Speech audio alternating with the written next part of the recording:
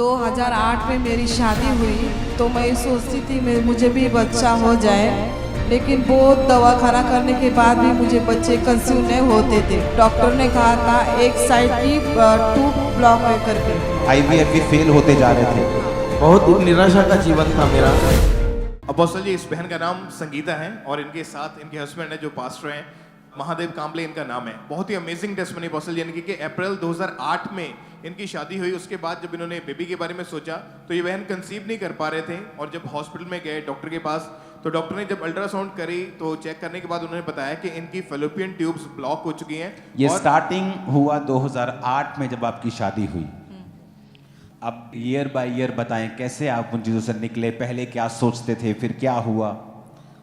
2008 में मेरी शादी हुई तो मैं सोचती थी मुझे भी बच्चा हो जाए, लेकिन बहुत दवा खाना करने के बाद भी मुझे बच्चे कंसीव नहीं होते थे। डॉक्टर क्या बोलते थे? सोनोग्राफी करने के बाद डॉक्टर ने कहा था एक साइड की ट्यूब ब्लॉक है करके।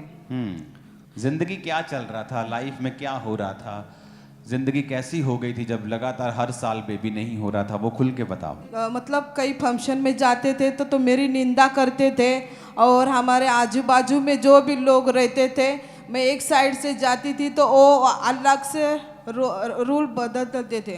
तो मुझे ये बात रोड चेंज कर देते थे अपना। हाँ, रूल क्यों? चेंज क्यों? मुझे बच्चा नहीं है इसीलिए। आपके हस्बैंड पास्टर हैं खुद भी। हाँ। उस समय आप पास्टर भी नहीं थे जब ऐसा हो रहा था आपके 2008 में। तो क्या क्या था आपकी लाइफ में, क्या हो रहा था, क्या क्या चल रहा था, मेंटल स्टेट क्या थी, स्पिरिचुअल क्या थी, फाइनेंशियल, हर चीज़ के बारे में आप बताओ। बहुत ही निराशा का जीवन था मेरा। और मैं भी जब डॉक्टर्स उसका रिजल्ट नहीं बता पाते थे, गारंटी नहीं दे पाते थे और बहुत खर्चा कर चुका था मैं हॉस्पिटलों में, तो मैं बहुत ही निराश हो चुका था। और जब मैं फंक्शन में जाता था कोई, तो बहुत से लोग हमें बोलते थे अभी तक नहीं हुआ, तेरे पीछे से उसकी शादी हुई है, ऐसा है वैसा है, बहुत कुछ। तो ये घर पे आके बहुत रोती थी और कई फंक्शनों को मैं इसको नहीं लेके जाता था। मैं कहता था तू घर पे रहे, मैं जाकर आता हूँ, ताकि मैं जाकर पटक से जल्दी से आ जाऊंगा। क्योंकि आप मराठी हैं? हाँ, मराठी। ओके।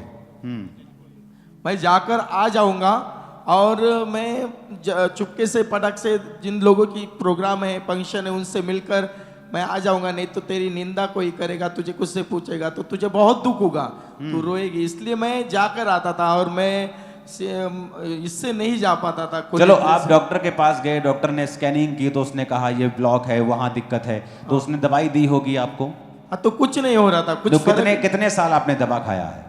कम से कम 2 साल। 2 साल इस चीज का दवा खाया है? यस। फिर डॉक्टर ने कुछ सजेस्ट नहीं किया आपको कि आप बच्चा आईवीएफ से ले लो, आईयूआई से ले लो? हाँ, बोला, उन्होंने बोला, लेकिन वो भी सक्सेस नहीं हो रहा था। ओके, आपने आईवीएफ करवाया? कौन से ईयर में करवाया आईवीएफ?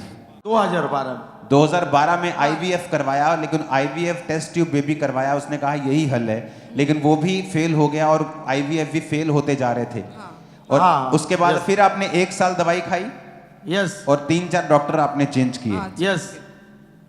ओके, जब ये चीजें हो रही थी कि अब मेडिकल साइंस में आईवीएफ से ऊपर कुछ नहीं है, यस, दवा खाया, उसके बाद आईयूआई, उसके बाद आईवीएफ, जब ये भी फेल हो गया तब क्या हुआ आपकी लाइफ में? तो हमने सारा इलाज छोड़ दिया और आशा छोड़ दी। और उसके बाद कोई हमें मिला कि आप यीशु मसीह को प्रेयर में जाना, आप यीशु मसीह पे विश्वास करना, आपको यीशु मसीह ज़रूर आपके जीवन में काम करेगा।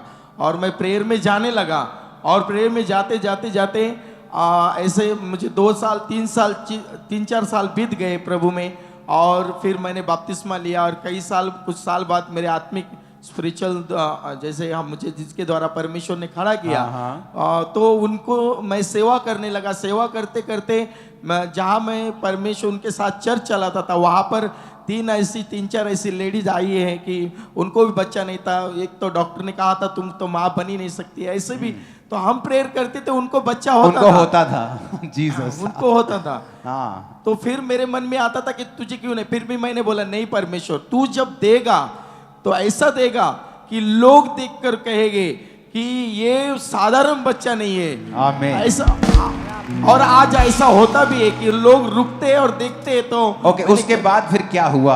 आप कैसे, आपको वो चीजें हुई, कैसे आप चर्च में आए, क्या हुआ उसके बाद?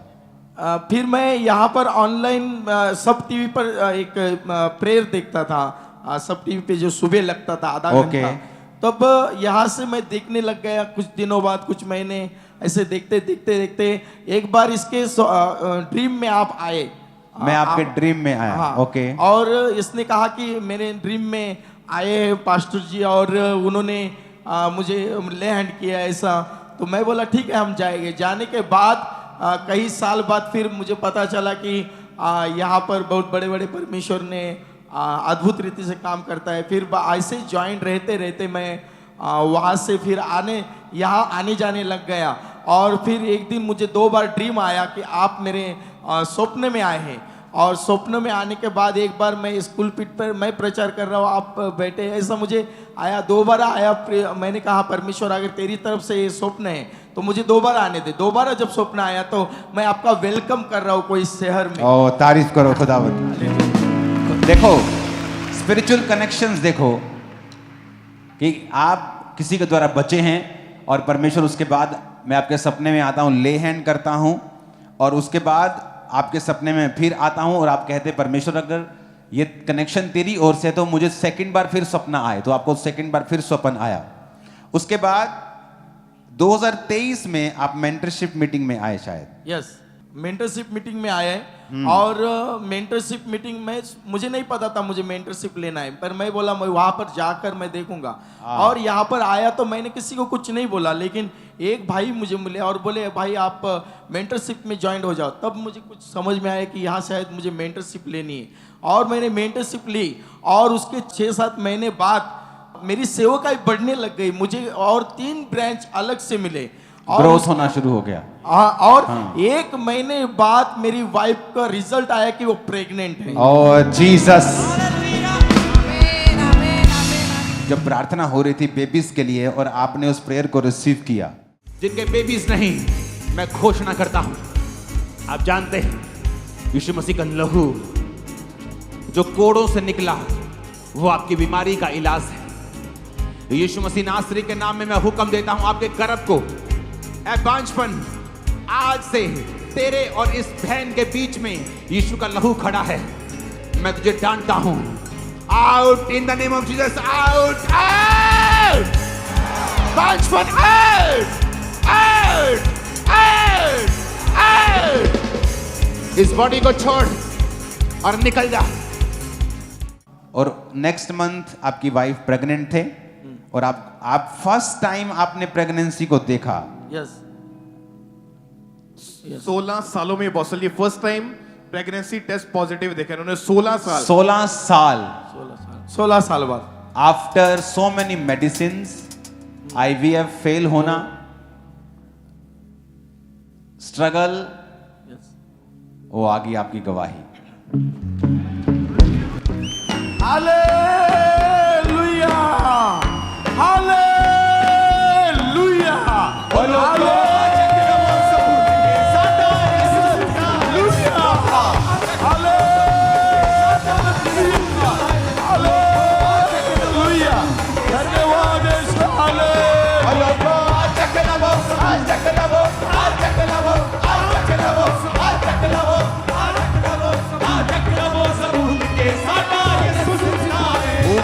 हालेलुया खड़काओ जरा, हालेलुया।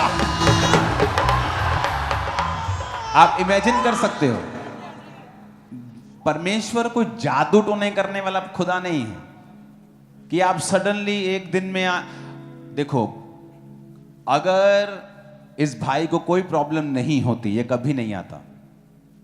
हो सकता है परमेश्वर ने इसको मेंटरशिप में लाना हो और इसकी लाइफ में प्रॉब्लम रखी हो,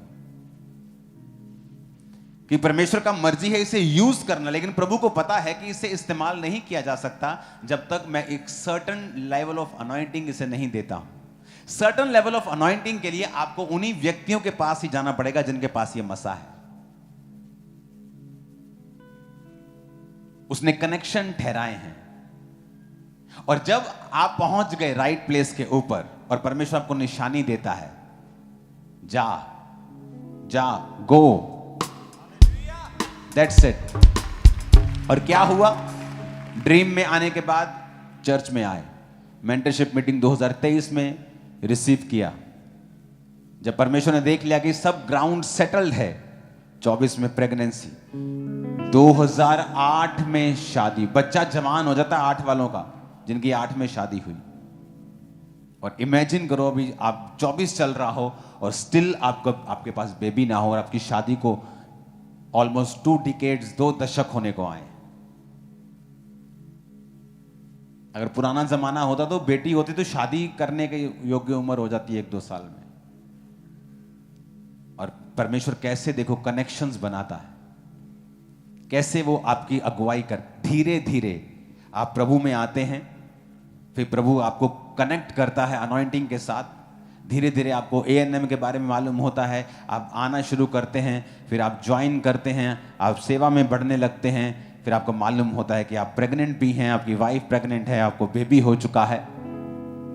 दिस इज डिवाइन, ये ईश्वरीय है, प्योर ईश्वरीय। मुझे ऐसा लगता है मैं आपको कोई बाइबल की स्टोरी बता रहा हूं,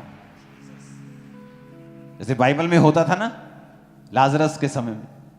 मुझे लगता है मैं वो स्टोरी आपको बता रहा हूं कि देखो परमेश्वर किस तरह से लोगों को लेके आता है। हालेलुया।